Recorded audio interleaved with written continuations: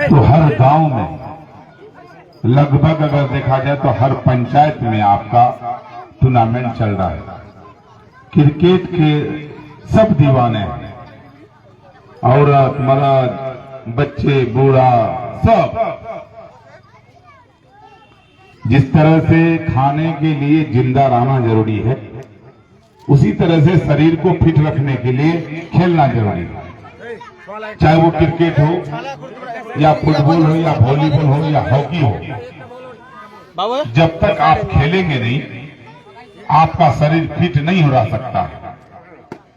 उसी तरह से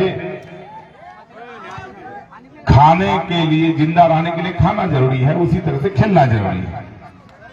मैं नौजवान साथी से, युवा पीढ़ी से एक मैसेज देना चाहता हूं कि आप खेलें, क्रिकेट खेलें, हर जगह खेलें, हर गांव में खेलें, हर चौक चौराहे पे खेलें, हर मार्केट में खेलें। लेकिन इस चीज को ख्याल रखें कि आप किसी स्कूल में अगर पढ़ते हैं तो आपको स्कूल छोड़ करके क्रिकेट नहीं खेलना है। आपको पहले शिक्षा में ध्यान देना है। आप अगर शिक्षित नहीं होंगे, आप बड़ा से बड़ा प्लेयर बन जाइए, आपका कोई वैल्यू नहीं है। इसीलिए मैं आपसे गुजारिश करूंगा कि पहले आप शिक्षा में ध्यान दें, उसके बाद खेल में ध्यान दें। क्योंकि किसी भी आदमी को कोई लक्ष्य हासिल करने के लिए आपको शिक्षा लेना जरूरी है।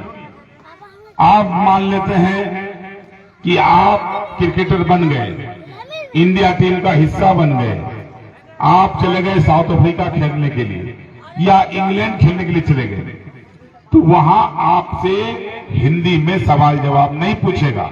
कोई भी पत्रकार आएगा आपको इंग्लिश में पूछेगा, तो उसके लिए आपको शिक्षित होना जरूरी है। जब तक आप शिक्षित नहीं होंगे तब तक इस खेल का कोई मायने नहीं रह जाएगा।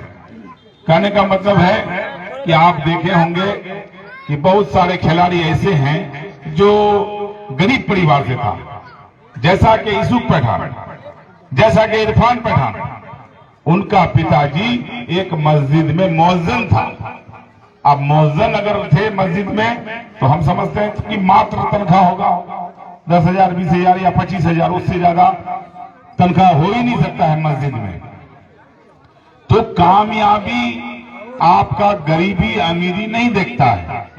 आपके अंदर अगर इच्छा शक्ति है तो आप यूसुफ पठान बन सकते हैं, आप इरफान पठान बन सकते हैं, आप मुनाफ पटेल बन सकते हैं, आप वसीम जाफर बन सकते हैं, आप जहीर खान बन सकते हैं, अजरुद्दीन बन सकते हैं, समी बन सकते हैं, सिराज बन सकते हैं, उमरान मलिक बन सकते हैं, अवैस खान बन सकते हैं, खलील अहमद बन सकते हैं और सरफराज खान बन सकते हैं, मुसीर खान बन सकते हैं। आप खिलाड़ी बन सकते हैं। जब तक कि आपका इच्छा शक्ति नहीं होगा तब तक आप नहीं बन सकते हैं। आप लोगों ने सुना होगा कि अब्दुल कलाम साहब इस देश का राष्ट्रपति भी बना, और वो जब स्कूल जाते थे तो 10 बजे खाना खा करके जाता था और लौटता था तो 5 बजे घर में आके खाना खाता था। इतना गरीबी था कि वो कहीं जाके खाना नहीं खा पाता था। लेकिन अब्दुल कलाम साहब जब पढ़ लिख करके साइंटिस्ट बने तो दुनिया वाला उसको साइंटिस्ट मैन के नाम पर जाना किया, क्योंकि उन्होंने हमारे देश का रक्षा ही नहीं किया बल्कि हमारा देश का गौरव भी बढ़ाया, क्योंकि उन्होंने परमाणु शक्ति बनाया। आज जो हम आज गर्व से कहते हैं कि हमारे पास परमाणु शक्ति है, परमाणु बम है। आज जो हम चीन को धौंसाते हैं, आज जो हम पाकिस्तान को धौंसाते हैं, आज जो हम अमेरिका को कहते हैं कि मेरे पास परमाणु बम है, तो सिर्फ और सिर्फ अब्दुल कलाम साहब का देन है। ये चीज भूलना नहीं चाहिए।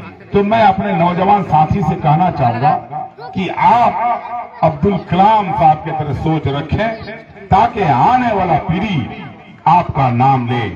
आज अब्दुल कलाम साहब के खाते में मात्र 71,000 रुपया था, वो दुनिया से चले गए। अल्लाह ताला उनको जन्नतुल फिरदौस में आला से आला मकाम अता फरमाए। बस इतना कहूंगा, ऐ नौजवान साथी, आज पिता के कमाई का खाते हो। मैं चाहता हूं कि अपने पैर में खड़ा हो जाओ, शिक्षा जब हासिल कर लोगे तो कोई ना कोई नौकरी हो जाएगा आपका। इसलिए मैं सब नौजवान साथी से कहूंगा, सब युवा पीढ़ी से कहूंगा कि अपने माँ बाप का सपना को चकनाचूर मत करना, अपने माँ बाप का सपना पर खड़ा उतरना। यही कहा करके मैं रुखसत होना चाहूंगा, क्योंकि और जगह भी प्रोग्राम है। आप लोग के खेल का आगाज कीजिए। मैं आप लोगों का हौसला अफजाई के लिए आया, नहीं तो मैं शॉर्ट बाउंड्री का दिल से खिलाफ, क्योंकि हम लोग जब खेल खेलते थे तो लॉन्ग बाउंड्री खेलते थे। ये शॉर्ट बाउंड्री का कहीं जगह नहीं है, इसलिए इससे खेल खराब होता है। आप लोग लॉन्ग बाउंड्री खेलिए, अच्छा रहेगा, उससे एक तो मैसेज जाएगा। यही कहा करके मैं रुखसत होता हूँ। अस्सलाम वालेकुम व रहमतुल्लाहि व बरकातहू।